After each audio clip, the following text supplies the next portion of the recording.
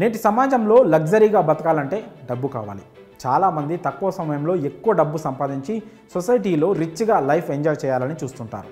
అందుకోసం దొంగతనాలు, స్కీములు, డ్రగ్స్, హైటెక్ వ్యభిచారం, ఇతర మోసాలకు పాల్పడుతూ లక్షలు, కోట్లు సంపాదిస్తున్నారు. మరికొంతమంది కూర్చున్న చోటే అధునాతన టెక్నాలజీ ఉపయోగించి సైబర్ మోసాలకు పాల్పడుతున్నారు. ఇక ఏటీఎం టార్గెట్ చేసుకొని డబ్బులు కొల్లగొడుతున్న వారి సంఖ్య రోజురోజుకి పెరిగిపోతోంది. త్రిశూర్లో భారీ దొంగతనం జరిగింది. అయితే పోలీసులు వెంటనే ఈ కేసు ఛేదించారు. ఇటీవల కొన్ని దొంగతనాలు సినిమాలను తలపిస్తున్నాయి. త్రిశూర్ జిల్లాలోని 3 వేర్వేరు ప్రాంతాల్లో ఏటీఎంలో చోరీ జరిగింది. ఎస్బీఐ ఏటీఎం మిషన్లో శుక్రవారం రాత్రి దొంగలు పడ్డారు. గ్యాస్ కట్టర్లు ఉపయోగించి నగదు దాచి ఉన్న ట్రే కట్ చేసి 65 లక్షలు దోచుకెళ్లారు.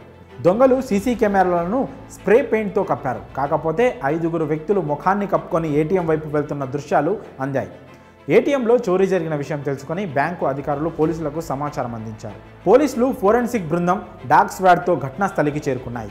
దొంగలు చోరీ చేసిన నగదుతో కంటైనర్లో పారిపోయేందుకు ప్రయత్నించగా వారిని 4 కిలోమీటర్లు చేజింగ్ చేసి తమిళనాడు పోలీసులు కేరళలో కంటైనర్ ట్రక్కును స్వాధీనం చేసుకున్నారు. తమిళనాడులోని నమక్కల్లో ఈ ఘటన చోటు చేసుకుంది.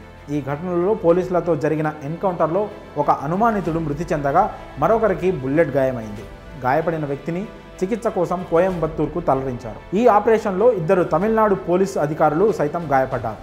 గాయపడ్డ Kumarapalayam police inspector Thavamani, Pallipalayam police assistant inspector Ranjith ప్రస్తుతం ప్రభుత్వ ఆసుపత్రిలో చికిత్స పొందుతున్నారు.